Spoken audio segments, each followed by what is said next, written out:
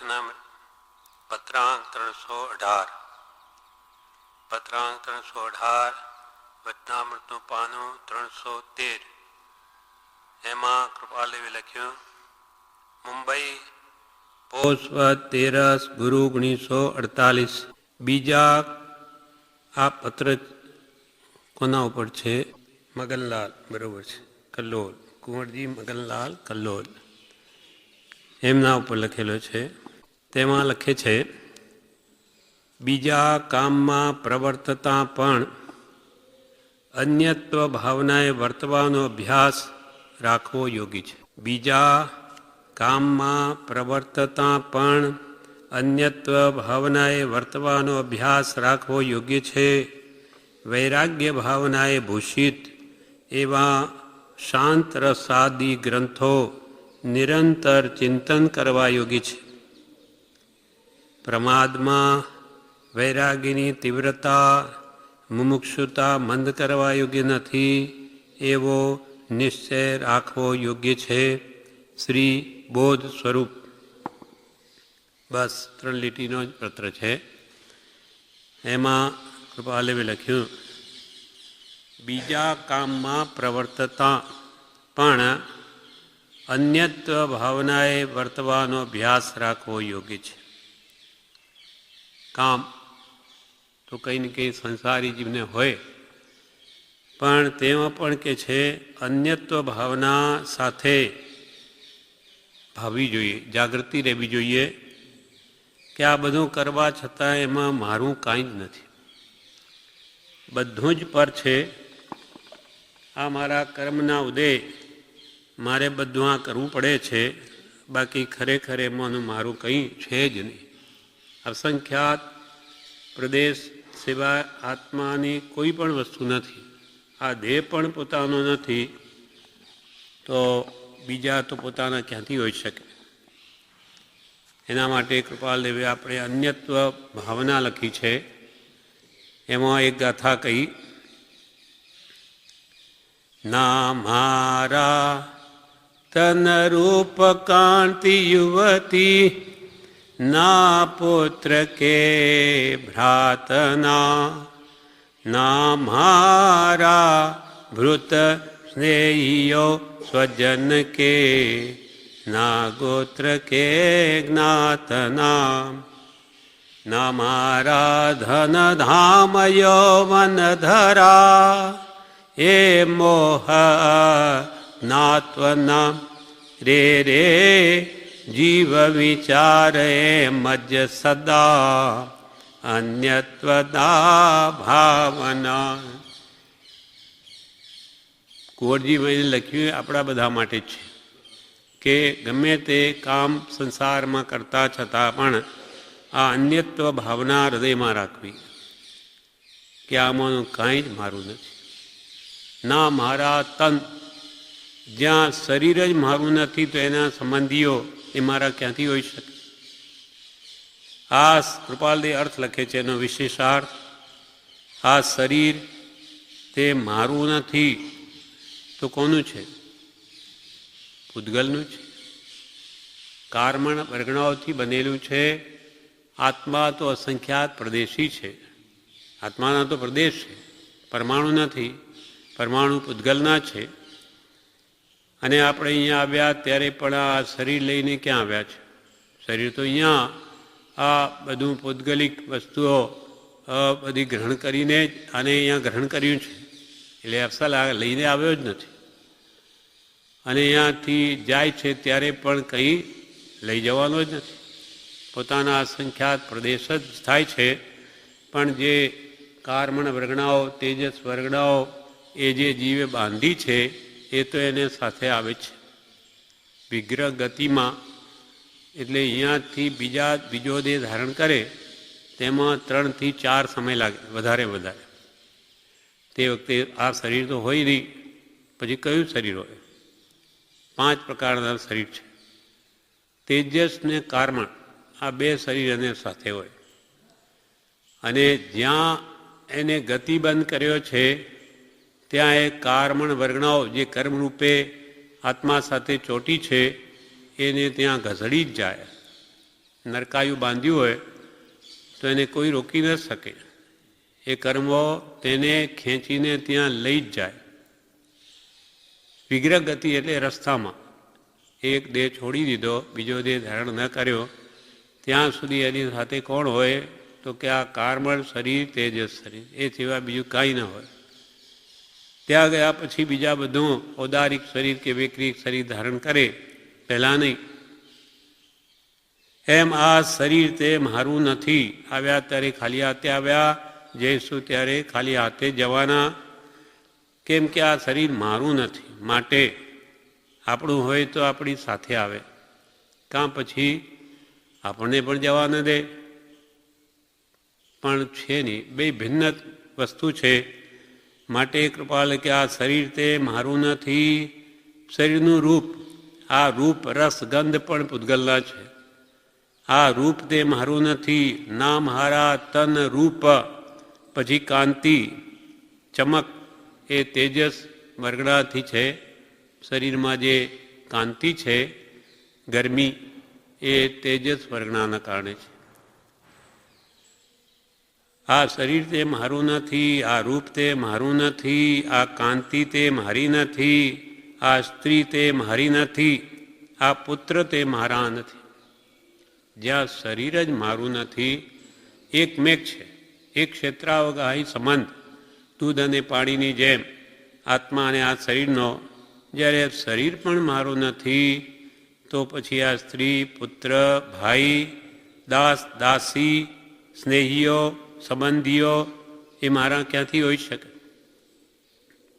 એટલે કહ્યું કે જહાં દેહ અપની નહીં, તહાં ન અપનો કોઈ.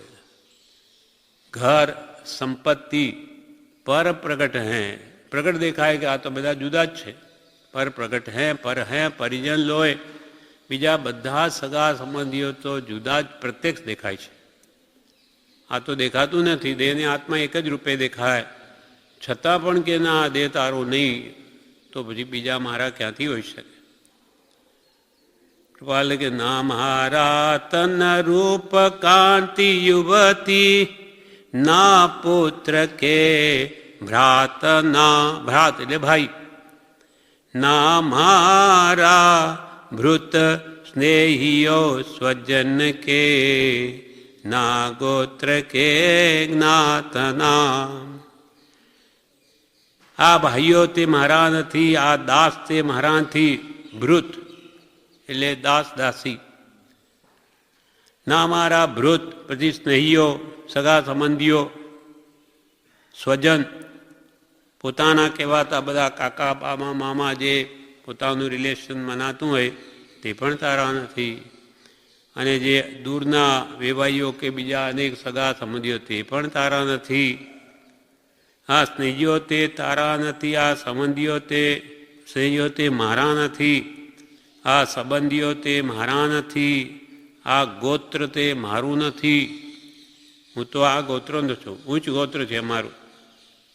જેમ ભગવાન મહાવીરના જીવે મરીચીના બ્રહ્મા, હું કોણ? હું ઈક્ષ્વાકો કુલનો છું.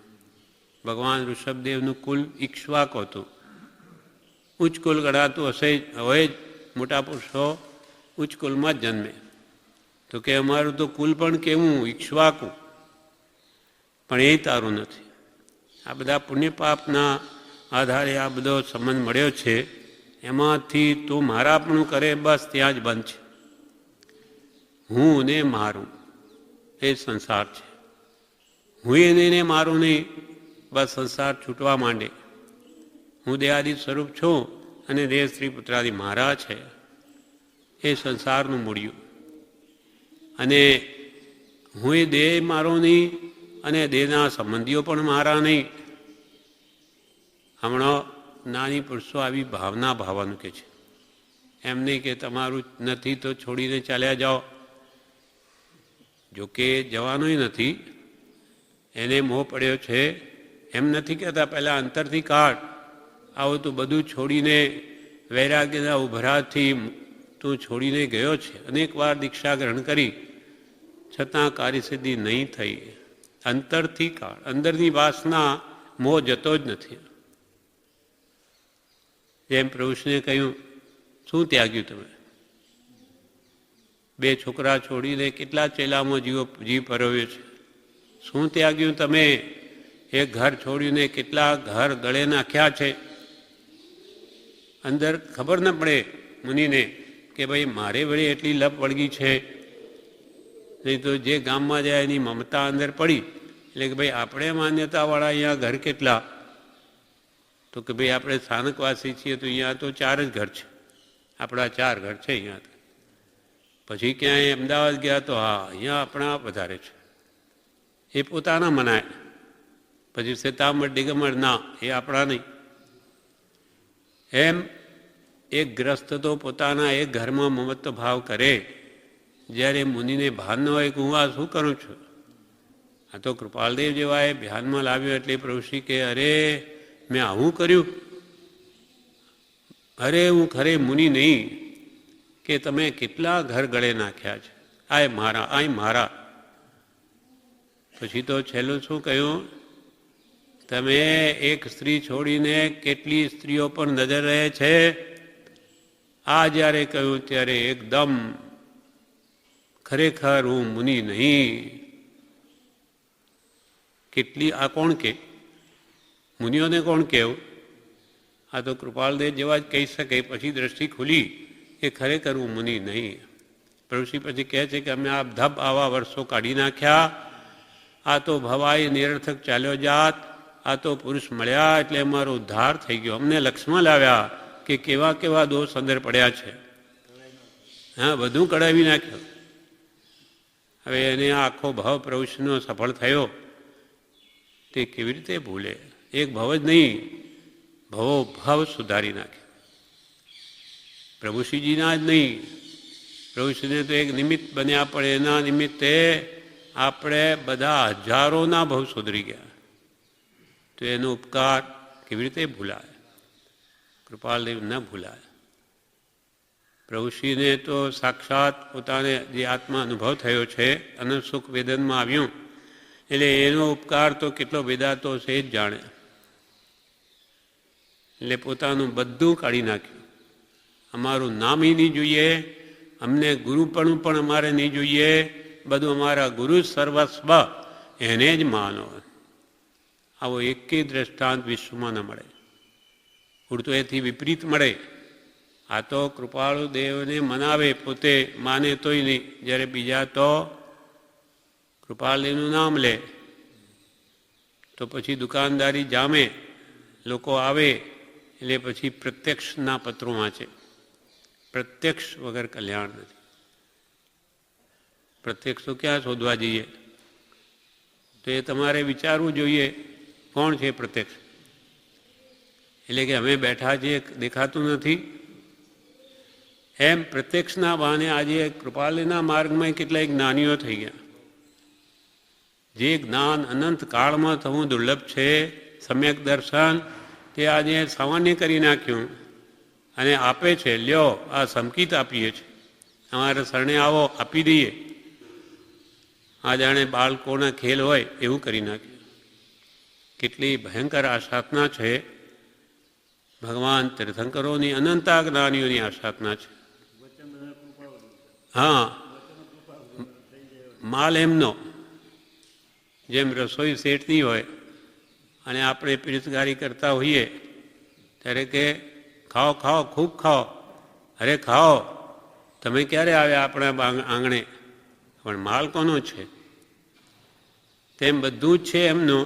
અને પોતે જાણે બીજા પણ આજે કહેવાતા ગુરુઓ કે સાધુઓ પણ કૃપાલયના વચનો બોલે છે, આત્મસિદ્ધિ વગેરેના, બહુ પુણ્ય કેરાના, પણ નામ નહીં લે. એ પણ એક પ્રકારની ચોરી છે. તમે કોના વચન છે નહીં કહો તો એ પોતાના ખાતે ખપે. અમે કહીએ છીએ બિલકુલ અયોગ્ય છે. એમ અહીંયા કૃપાલય કે છે તારું કંઈ છે જ નહીં. ના ગોત્ર કે જ્ઞાતના, ગોત્ર પણ મારું નથી, આ જ્ઞાતિ તે પણ મારી નથી, આ લક્ષ્મી તે મારી નથી. જીવને તો એમ રે મેં તો પેદા કરી છે, આ મેં તો ઊભી કરી, મારી કેમ નહીં? તારી તો લઈ જા સાથે, લાખો કરોડો ભેગા કર્યા લઈ જાય ને ભાઈ અહીંયા શું કામ મૂકીને જાય, પણ એની નથી માટે સાથે નથી લઈ જતો. પણ તૃષ્ણાની એવી વિચિત્રતા છે કે આ બધું હું શા માટે કરું છું. લોભ કશા એટલો બળવાન હોય એટલે ભેગું કર્યા જ કરે આખી જિંદગી સુધી.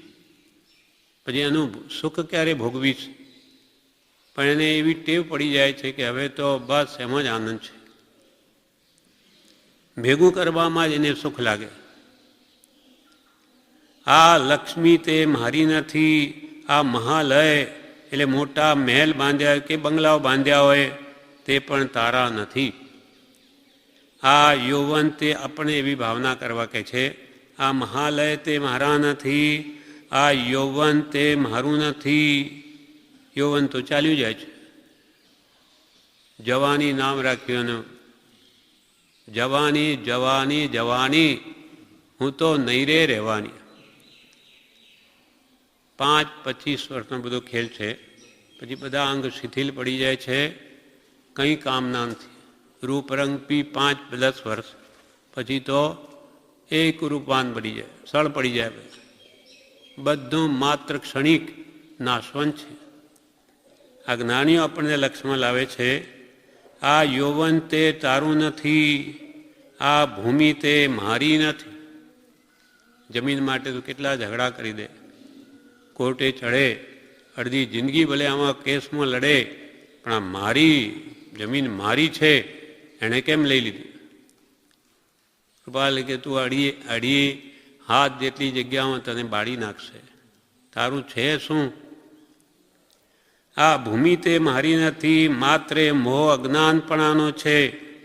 અજ્ઞાન એટલે મિથ્યાત્વ, અગૃહિત મિથ્યાત્વ અનાદિથી ચાલ્યું આવે છે. અનાદિકાલથી એ અગૃહિત મિથ્યાત્વ કોઈ કાળે દૂર થઈ જ નથી. આ હું જ છું એવું અનાદિથી આજનું નથી, અનાદિકાલનો અભ્યાસ છે. માત્ર મોહ જ્ઞાનપણાનો છે. સિદ્ધ ગતિ સાધવા માટે હે જીવ, સિદ્ધ ગતિ સાધવા માટે હે જીવ, અન્યત્વનો બોધ દેનારી એવી તે અન્યત્વ ભાવનાનો વિચાર કર. આશ્ચર્ય વિરામ મૂક્યું. વિચાર કર આશ્ચર્ય વિરામ. બીજી વાર પાછા આશ્ચર્ય વિરામ. કૃપાલને એ થાય છે કે આવી જે પ્રત્યક્ષ સ્પષ્ટ વાત છે એ તમને કેમ સમજાતી નથી. તો કે એની અન્યત્વને બોધ દેનારી, જે બધું જુદું જેથી ભાષે એવો બોધ દેનારી આ અન્યત્વ ભાવનાનો તો વિચાર કર. મિથ્યા મમત્વની ભ્રમણા ટળવા માટે અને વૈરાગ્યની વૃદ્ધિને માટે પ્રભાવથી મનન કરવા યોગ્ય રાજેશ્વર ભરતનું ચરિત્ર અહીં આગળ ટાંકીએ છીએ.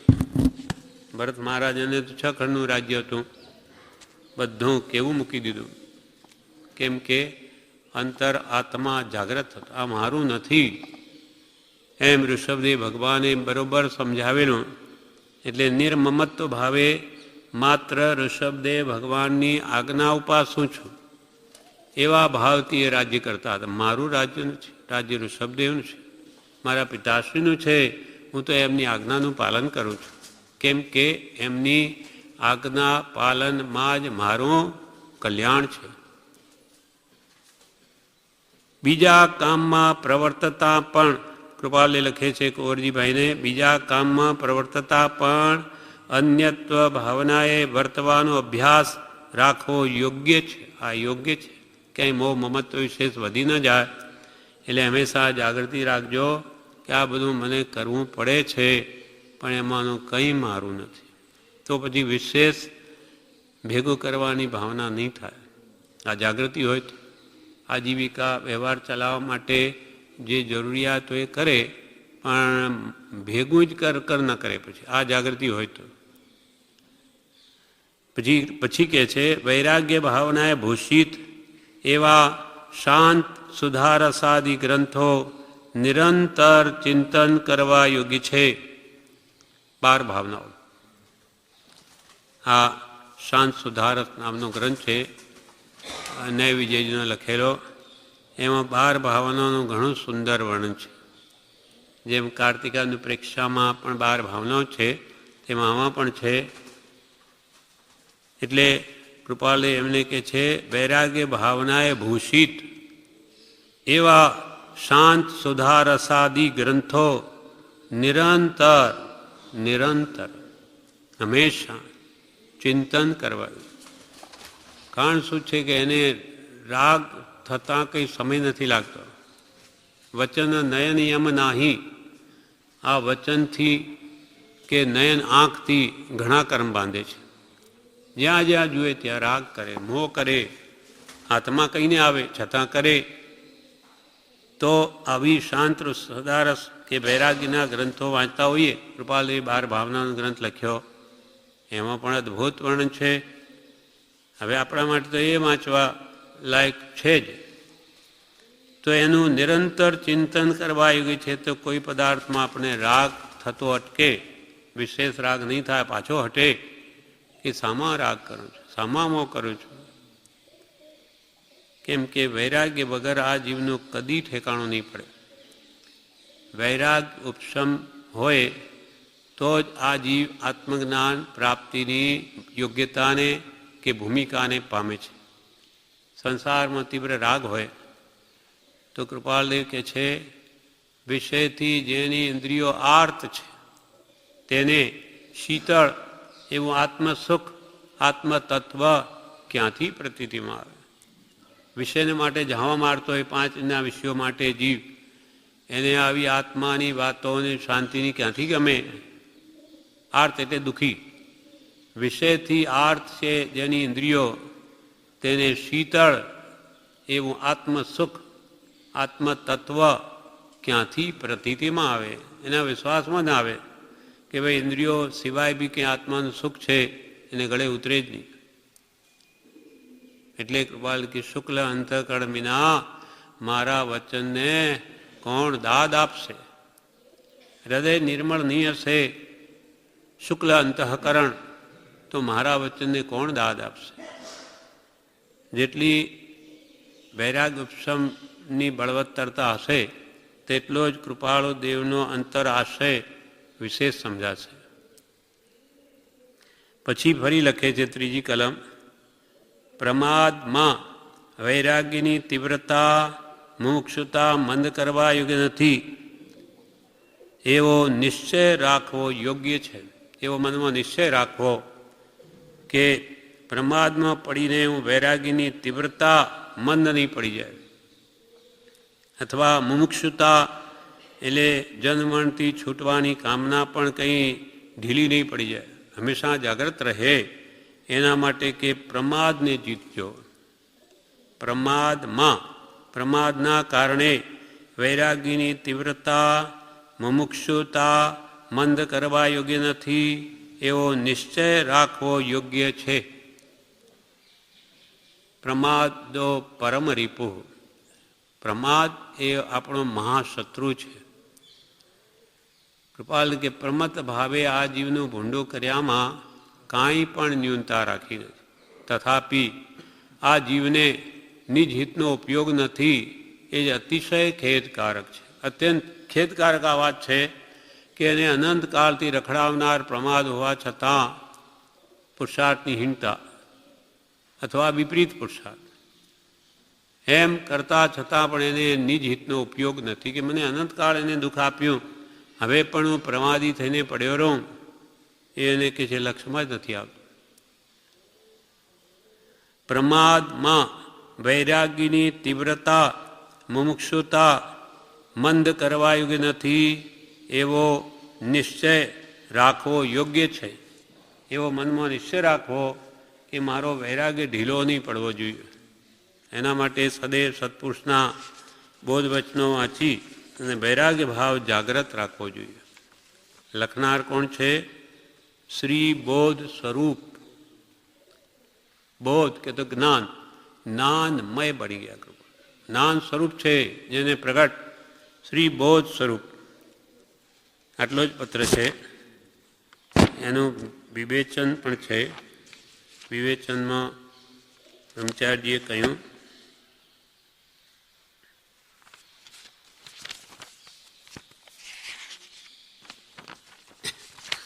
પત્રાંક 318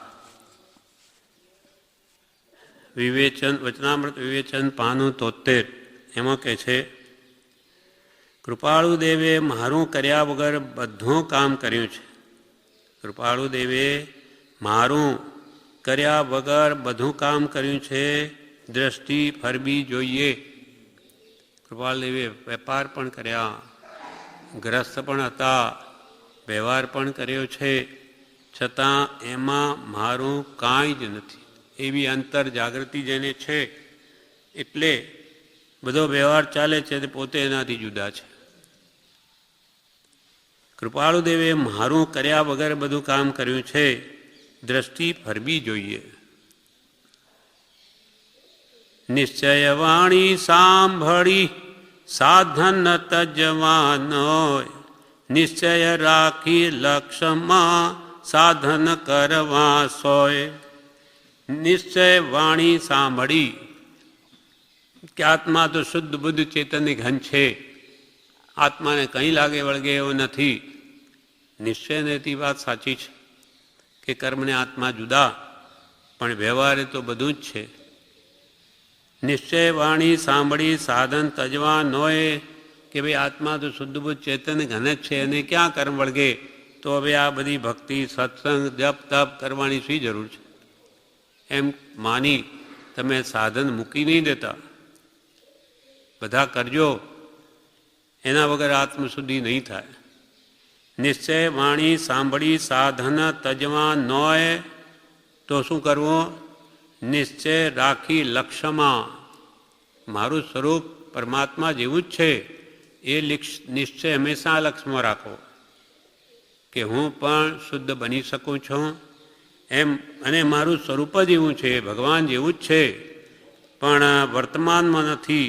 માટે આ સાધન બળે મારા આત્માની શુદ્ધિ કરું. કપડું સફેદ છે, ઉપર મેલ છે, કર્મ મેલ, તેમ કપડું ધોવા માટે સાબુ, પાણી, સોટું કે મહેનત કરીને મેલ કાઢીએ છે, પણ એ મહેનત ન કરું તો એ સફેદાઈ બહાર નહીં આવે. તેમ નિશ્ચય સફેદાઈ જે આત્માની શુદ્ધ અવસ્થા છે એ તો લક્ષ્યમાં રાખવી. કપડું ધોવે ત્યારે પણ એને સફેદાઈ બહાર લાવવાનો જ ભાવ હોય, મેલ કાઢવાનો. એમ લક્ષ્ય રાખો કે મારે આત્માની શુદ્ધિ કરવી છે, રાગદ્વેષ ઘટાડવા છે, કષાયો કાઢી નાખવા છે, વિષયોને મંદ કરવા છે. વિષય કસાય સંસાર છે અને એનું વિપરીત વૈરાગ ઉપશમ એ જ સાધના છે. તો નિશ્ચય રાખી લક્ષ્યમાં આત્મશુદ્ધિ આત્માર્થ એ લાખી લક્ષ્યમાં સાધન કરવા સોય. બધા જ સાધન કરવા, નહીં તો મેલ નહીં જાય, કર્મ મેલ. પ્રભુ કે આત્મા આત્મા કરે કંઈ આત્મા પ્રાપ્ત નહીં થાય. એની જે પ્રોસેસ હોય એ બધો કરવો જ પડે. જેને આત્માનો નિર્ણય થયો છે તે પછી ગમે તેમ પ્રવર્તે તો એ લક્ષ્ય ભૂલે નહીં. કોણ? જ્ઞાની પુરુષ અથવા એનો ખરો આશ્રિત, જેને વૈરાગ ઉપશમ બળવાન છે, તે જેને આત્માનો આત્મજ્ઞાનીની વાત, જેને નિર્ણય થઈ ગયો કે હું દેહથી ભિન્ન આત્મા જ છું, અથવા શ્રદ્ધા રૂપે પણ બળવાન હોય, તે પછી ગમે તેમ પ્રવર્તે તો એ લક્ષ્ય ભૂલે નહીં કે આ બધું મારા આત્મશુદ્ધિને માટે જ કરું છું. પછી એ હાલે, નાનીની વાત છે, પછી તે હાલે, ચાલે, ખાય, પીએ તોય સ્વરૂપનો નિર્ણય થયો છે તે એને ન ભૂલાય. અનુભવ થઈ ગયો હું દેહથી ભિન્ન જ છું એવો જેને એકવાર પણ અનુભવ થયા પછી એ નજરાય છે, એ ભૂલાતું નથી, આગળ જ આવે, આ મારું સ્વરૂપ છે જ નહીં. પછી એ ખાય, પીએ કે હાલે ચાલે તો એ સ્વરૂપનો નિર્ણય થયો છે તે એને ન ભૂલાય. એને સ્વરૂપનો નિર્ણય થયો છે તેથી તે મૌન થઈ જાય એવું કંઈ નથી કે ભાઈ હવે આત્મજ્ઞાન પ્રાપ્ત થઈ ગયું એટલે તો હવે બસ મૌન થઈ ગયા, બોલવાની જરૂર નથી. એને એવું નથી. કર્મ છે હજુ સદભાવ, એટલે બધું કરે, ખાય પીએ બોલે બધું જ કરે, છતાં પણ એ અંતરંગ આખું મન જુદું છે. એ એને સ્વરૂપનો નિર્ણય થયો છે, તેથી તે મૌન થઈ જાય એવું કંઈ નથી. શાળી ભદ્ર અને ધના ભદ્રે જાણે પોતાનું કંઈ કર્યું જ નહોતું તેમ કરી ચાલી નીકળ્યા. હવે એ બી ગ્રસ્ત જ હતા. શાળી ભદ્ર તો 32 સ્ત્રીઓ હતી અને આ ધનાભદ્રને 8 હતી, પણ જાણે પોતાનું કંઈ કર્યું જ નહોતું તેમ કરી ચાલી નીકળ્યા. ભગવાન મહાવીરના સમયની વાત છે. શાળીભદ્રને બોધ થયો તો કે બસ હવે હું ત્યાગી દઉં સંસારને. એ પ્રત્યેક દિવસે એક એક સ્ત્રીને સમજાવી અને એનો ત્યાગ કરે છે. 32 દિવસે સંસાર છોડવાના છે. એમ શાળીભદ્રની બહેન સુભદ્રા એ ધનાભદ્રની પત્ની છે. ધનાભદ્રને 8 સ્ત્રીઓ સ્નાન કરાવી રહી છે. ત્યારે એ સુભદ્રાના આંખમાંથી આંસુ પડ્યા. પાછળ ખભા ઉપર ગરમ આંસુ જાણીને ધનાભદ્ર કે કેમ, શું થયું, કેમ રડે છે? તો કે મારો ભાઈ 32 દિવસે આ સંસાર ત્યાગીને ચાલ્યો જવાનો છે, એટલે મને આ રડવું આવે છે, દુઃખ થાય છે. ત્યારે ધનાભદ્ર શું કહે? તારો ભાઈ કાયર છે. સુભદ્રા કે મારો ભાઈ કાયર? 32 દિવસે બધું છોડવા માંગે ને કે કાયર છે? તો તમે કરી જુઓ, કાયર છે તો. ધનાભદ્ર કે હમણાં જ આ 8 ને ત્યાગી તરત જ ઊભા થઈ ગયા. તો હવે તો શું થઈ ગયું? બસ એ કે નહીં, મારી ભૂલ થઈ, મારે આવું નહીં કહેવું જોઈએ, બીજી સ્ત્રીએ ઘણી સમજાવ્યો, હવે વાત ગઈ, પતી ગયું. એટલે અંતર આત્મા કેટલો જુદો હશે, અંતરથી કેવો વૈરાગ્ય હશે. બસ આ ઉદય પૂરો થઈ ગયો કે એકદમ બસ આ નિમિત્ત બની ગયો, હવે ચાલો. પછી ઘણી સમજાવી 8 જણ પણ નહીં જ માન્યા. પાછા ત્યાં જઈને શાળીભદ્રને કહે કે 32 દિવસનો વિશ્વાસ કરો છો, તમને ખબર છે 32 દિવસ જીવવાના છો, ચાલો. હમણાં જ તરત જ 2 જણા ચાલી નીકળે છે. ભગવાન પાસે જઈને દીક્ષા લઈ લે છે. મહાવીર ભગવાન પાસે. પછી તો આખું અણસણ કરે છે.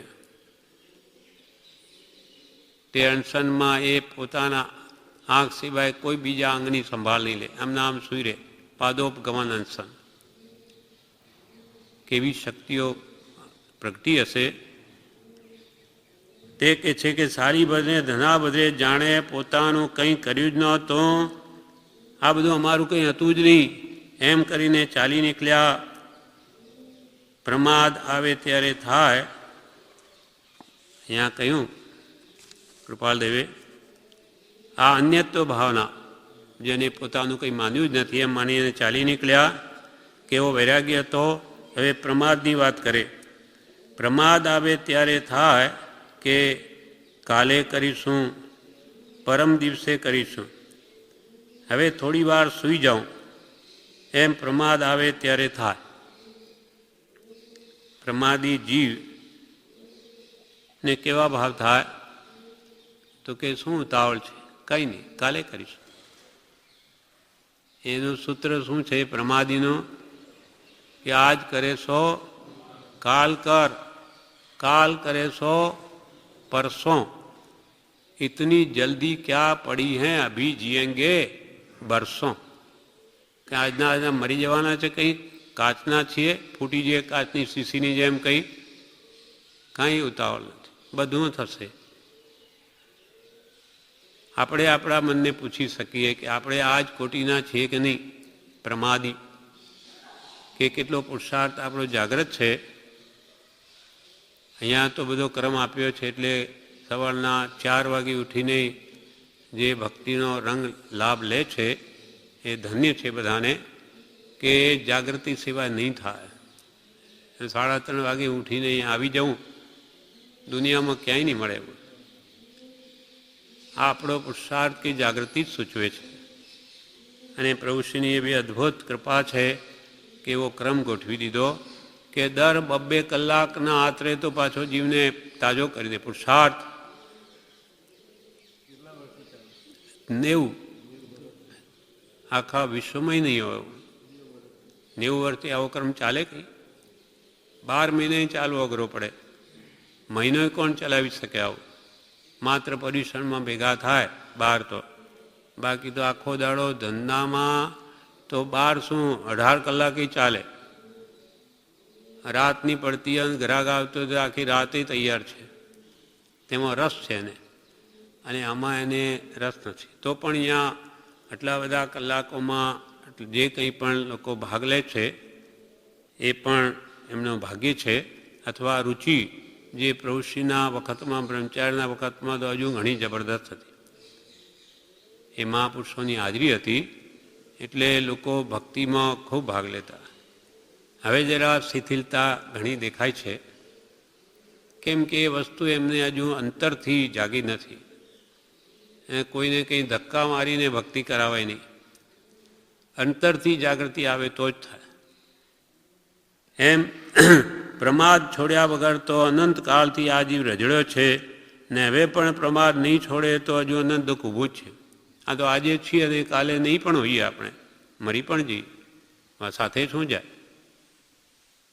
એટલે પુરુષાર્થી તો શું કહે, કાલ કરે સો આજ કર, આજ કરે સો અબ, પલ મેં પ્રલય હોયગી ફિર કરેગા કબ.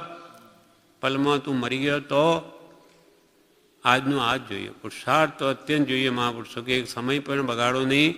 આ માનવ દેહનો એક સમયે રત્ન કોસ્તુ મણી કરતાં વિશેષ કયો, રત્ન ચિંતામણી કરતાં પણ વિશેષ કયો છે.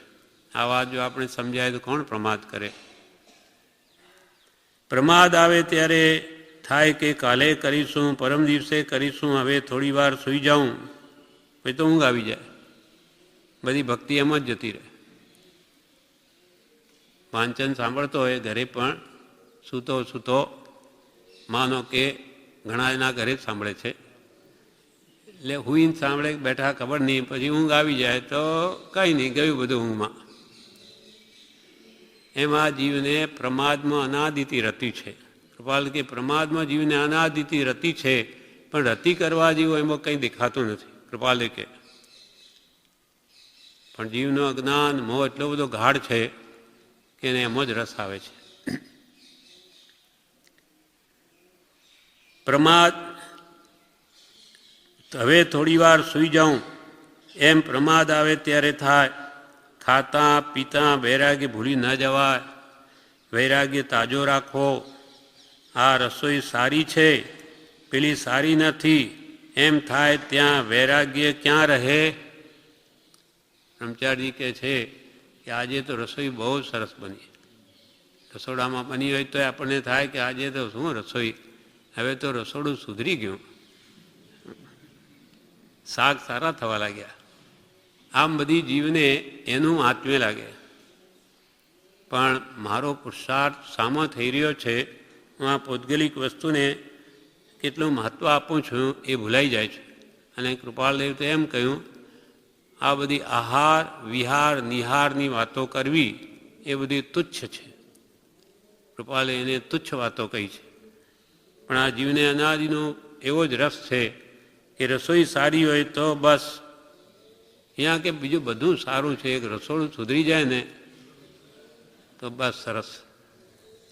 બધું ખર્ચા કંઈ છે નહીં, પૈસા વગર કામ થાય, ખાવા પીવાનું સરસ મળી જાય તો બસ ખાઓ પીઓ અને આનંદ કરો.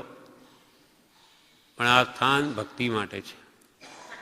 ભક્તિ સત્સંગ યારીને કરીએ તો જ આ પ્રભુશ્રી કે આ ટુકડાઓ પચે.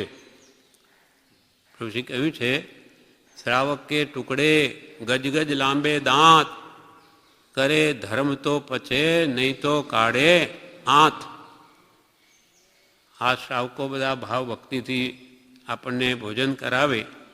શા માટે કે આ બધા ભક્તિ કરીને અહો ધર્મ કરે, બહુ જ સારું છે. હું નથી કરી શકતો તો કરાવું તો ખરો. એવા ઉત્તમ ભાવથી આહારદાન આપે છે. એ લઈને આપણે ભક્તિ કરીએ તો સર્વશ્રેષ્ઠ, આપણું પણ કલ્યાણ થાય અને જેને યોગદાન કર્યું આહારમાં એને પણ લાભ થાય. પણ આપણે માનો કે આવું ખાઈ પીને પછી પડ્યા રહીએ, સૂઈ જઈએ અથવા હરી ફરીને દાડા પૂરા કરીએ તો પ્રભુ કે આ ટુકડાઓ પચે નહીં આપણને. શ્રાવક કે ટુકડે ગજ ગજ લાંબે દાંત, ગજગજ જેટલામાં દાંત છે એને કે ટુકડાઓને, રોટીને ટુકડા એટલે રોટલી. કરે ધર્મ તો પચે, નહીં તો કાઢે આંત, નહીં તારા આંતડાય તોડી નાખશે. એવો ભાવ આપણને ન થવો જોઈએ કે ભાઈ આપણે કંઈ આ ખાવા પીવાનું એના માટે રહ્યા છે. નહીં, મારે ભક્તિ ભજન કરવું છે. પછી જે મળે ખાઈએ છે એનો ના નહીં, પણ એવી ભાવના, સાવ તુચ્છ ભાવના આપણામાં ના આવી જોઈએ કે આ બધું સસ્તું છે એટલે બધા આવી જાઓ અહીંયા, બહુ સરસ છે. એવો ભાવ કોઈને પણ કહેવું પણ નહીં અને આપણામાં એવો ભાવ ના આવવો જોઈએ. નહીં તો એ બિચારો અહીંયા આવીને કર્મ બાંધે અને બીજાનું પણ આવું વાતાવરણ બગાડીને બીજાને પણ બગાડે. અહીંયા તો પ્રભુ કે માત્ર એક આત્માની વાત છે. આશ્રમનો પાયો સત અને શીલ છે. પ્રભુ કે લૌકિક ભાવ આ દરવાજા બહાર મૂકીને આવો. એટલે અહીંયા કહ્યું ખાતા પીતા વૈરાગ્ય ભૂલી ન જવાય, વૈરાગ્ય તાજો રાખો. આ રસોઈ સારી થઈ છે, પેલી સારી નથી એમ થાય ત્યાં વૈરાગ્ય ક્યાં રહે? એટલે બીજા કામમાં કૃપાલે કહે પત્રાંગ 318, બીજા કામમાં પ્રવર્તતા પણ અન્યત્વ ભાવનાએ વર્તવાનો અભ્યાસ રાખવો યોગ્ય છે. ગમે તે કામ સંસારીને કરવા પડે પણ અંતરથી આવી જાગૃતિ રાખે કે હું તો સહજાત્મ સ્વરૂપ છું, આ બધું મારું નથી, પણ હું કર્મને આધીન આ ગ્રસ્તાવસ્થામાં આવી પડ્યો છું, માટે મારે બધું આ કરવું પડે છે. છતાં આ બધો જ ત્યાગવાયું છે. ક્યારે થઈશું બાહ્ય અંતર નિર્ગ્રંથ જો. હે ભગવાન, અપૂર્વ અવસર એવો ક્યારે આવશે કે આ બાહ્ય બધી ઉપાધિ અને અંતરંગ પરિગ્રહ, ક્રોધ, માન, માયા, લોભ, આ 28 પ્રકૃતિઓ જે મોહની કર્મની છે એ બધો અંતરંગ પરિગ્રહ છે. 16 કસાય, 9 કસાય, મિથ્યાત્મ મોરી, મિશ્ર મોની, સમકિત મોની, આ 28 પ્રકૃતિ એ બધી અંતરંગ પરિગ્રહ. અને 12 પરિગ્રહ સોનું, રૂપો, ધન, મકાન, દુકાન, સ્ત્રી, પુત્ર, સગાવાલા, એ બધો બાહ્ય પરિગ્રહ. પણ અપૂર્વ એવો અવસર મેં કદી એનો ત્યાગ કર્યો અંતરથી એવો આવ્યો નથી. એટલે અપૂર્વ અવસર એવો ક્યારે આવશે? ક્યારે થઈશું બાહ્ય અંતર નિર્ગ્રંથ. આ બધું ત્યાગીને હું મુનિ ક્યારે બનીશ? નિહિગ્રંથ. આ બધી ગ્રંથિઓ છે બહારની કે અંદરની. ક્યારે થઈશું બાહ્ય અંતર નિર્ગ્રંથ જો. સર્વ સંબંધનો બંધન તીક્ષ્ણ છે દિને. સર્વ સંબંધનું બંધન તીક્ષ્ણ છેદીને. તીક્ષ્ણ જળમૂળથી, ઉપર ઉપરથી નહીં. એવું છોડું કે ફરી મને કોઈ કાળે ઘર સંસાર માણવો જ નહીં પડે. આપ હવે કેવી ભાવના ભાવી કે પછી ફરી ગ્રસ્તાશ્રમ આવે જ નહીં. આ ભાવમાં ભાવ તો કરી શકાય, જે સ્થિતિ છે તે છે, અને ભાવનું જ ફળ આવે તો પરભાવમાં આ ઉપાધિ ન હોય તો એ કેવું આરાધન અદ્ભુત કરી શકે. સર્વ સંબંધનો બંધન તીક્ષ્ણ છેદીને વિચરશું કવ મહત પુરુષને પંથ. મોટા પુરુષને પંથ માર્ગે હું ક્યારે વિચરીશ? એક બ્રહ્મચારીજીને 13 વર્ષની ઉંમરમાં લગ્ન થઈ ગયેલા, પછી પત્ની ગુજરી ગઈ, પણ બાળક હતું. નાની ઉંમરની બધી વાતો છે એમ. હવે એ બાળકને કોણ મોટું કરે? માં તો ગઈ. 2.5 વર્ષનો બાળક મૂકી પછી પોતે એની સંભાળ લે છે. 1.5 વર્ષ સુધી સાસરામાં આણંદમાં રહી એને સંભાળ લીધી, પણ પ્રભુશ્રી મળી ગયેલા. હવે આ તો વચ્ચે ઉપાધિ છે. હવે એને હું ક્યાં સુધી મોટો કરીશ? મારે તો આ પુરુષને પૈસા રહીને દીક્ષા લેવી છે. મારે અણગાર થવું છે. ભાઈને લખે છે મારે તો અણગાર થવું છે. અણગાર એટલે મુનિ. મારે તો દીક્ષા લેવી છે. મને આ મહાત્મા મળ્યા છે એના શરણે જઈને મારા આત્માનું કલ્યાણ કરવું છે. એટલે એમને વિચાર આવ્યો કે આ પુત્રને ભાઈને સોંપી દો. પછી તો આ લપ ગઈ. પછી મારે કોણ છે આગળ પાછળ કંઈ નહીં. તે 22 પેજ તો છપાયેલા છે આ આટલા વચનામૃતની સાઈઝમાં. તો 40-50 પેજનો હાથથી કાગળ લખ્યો હશે. આ છૂટવાની કેવી તીવ્ર કામના હતી એનાથી ખબર પડે કે હું મરી ગયો હોત તો તમે આ પુત્રને સંભાળત કે નહીં. એમ જ માની લો હું મરી ગયો, હું કોઈ અજ્ઞાતવાસ લઈને તમને ખબર નહીં પડે એમ હું ઘરથી ભાગી ગયો હોત, જે નાનપણમાં એવી ભાવના હતી એ લખે છે. હું 1-2 વાર ભાગી ગયો કે બ્રહ્મચારી કે, પણ પાછું સવારમાં જોઉં તો આ તો સીમાડું છે, આજુ બાંધણીનું કે કોઈ બીજા ગામનું, હજુ કંઈ દૂર બહુ ગયો નહીં, હમણાં મને પકડી લેશે કોઈ, એમ કરીને પાછા આવી જતા. એટલે આવો વૈરાગ્ય ભાવ તો પૂર્વજન્મથી જ હતો અને તેમાં પછી પ્રવૃત્તિ મળી ગયા. એટલે હવે છૂટવું જ છે એવો દ્રઢ નિશ્ચય કરીને છેવટે પુત્રને સોંપી જ દીધો. પછી કોઈ દિવસ એને કેમ છે કે શું કરે છે એમણે કોઈ કાળે પૂછ્યું નથી. આ અંતરંગ એવો વૈરાગ્ય હોય, અંતરથી જુદાઈ, તેવા જીવો જ કામ કાઢી શકે. એમ અન્યત્વ ભાવના બધા કામ કરતા કે અંદરથી રાખવું ક્યારેય છૂટીશ આ પ્રપંચથી. બીજા કામમાં પ્રવર્તા છતાં અન્યત્વ ભાવનાએ વર્તવાનો અભ્યાસ રાખવો યોગ્ય છે. વૈરાગ્ય ભાવનાએ ભૂષિત એવા શાંત સુધારસાદી ગ્રંથો નિરંતર ચિંતન કરવાયું છે. આપણને પણ આનંદ સમરે વૈરાગ્યમાં જ રહે. રાગમાં તો બળતરા છે, રાગમાં આગ છે, ત્યાગમાં શૌર્ય છે, વૈરાગ્યમાં નિર્ભયતા છે. વૈરાગ્ય હોય ને એ નિર્ભય રહે ને કોઈ ભય નથી. રાગ તો આગની જેમ જ બાળે. બ્રહ્મચારીએ કથા લખી છે કે પ્રિય કર્યો ના કોઈ જન ત્યાં સુધી સુખી ગણાય, સંગ કર્યો જ્યાં પ્રિયનો દુઃખ જીવ દુઃખે હોમાય. જીવનમાં કોઈ મારું આ છે એવો પ્રિય કર્યો નથી ત્યાં સુધી જે સુખી ગણાય. પ્રિય કર્યો ના કોઈ જન ત્યાં સુધી સુખી ગણાય, સંગ કર્યો જ્યાં પ્રિયનો જીવ દુઃખે હોમાય. એ હોમાઈ ગયો અગ્નિમાં જાણે. પછી એને ચિંતાઓ, અનેક જાતના વિકલ્પો, એકના બે થઈ ગયા. પછી તો એકડે એક ને બગડે બે, બે થયા, બધું બગડી ગયું. પછી 2 ના 3, 3 ના 4, પછી ઉપાધિમાંથી ક્યાં ઊંચો આવે, પછી આત્માર્થ ક્યાં સાધે. એટલે કે હમણાં તો એવી ભાવના ભાવો કે જેથી ભવિષ્યમાં તમારે આ ઉપાધિ આવે જ નહીં. બધું ભાવથી જ થાય છે. આત્મ ભાવના ભાવતા જીવલે કેવળ જ્ઞાન રહે કે આખું ભાવના પદ આ પૂર્વસરનું શા માટે આપ્યું? ઠેઠ મોક્ષ સુધીની ભાવના બતાવી છે કે આ જીવને ભાવ કરતાં આવડતું નથી, એટલે કેવા ભાવ કરવા એ બતાવ્યું છે. અને જૈન ધર્મનો આધાર જ ભાવ ઉપર છે.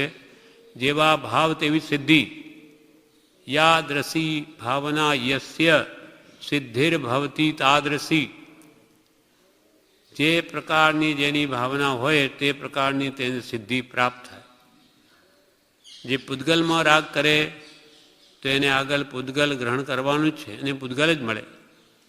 અને જે વિતરાગતામાં કે વિતરાગ પરમાત્મામાં પ્રેમ કરે એ વિતરાગ થાય જ. રાગીથી રાગ કરવાનું ફળ રાગ જ આવે, સંસાર જ વધે.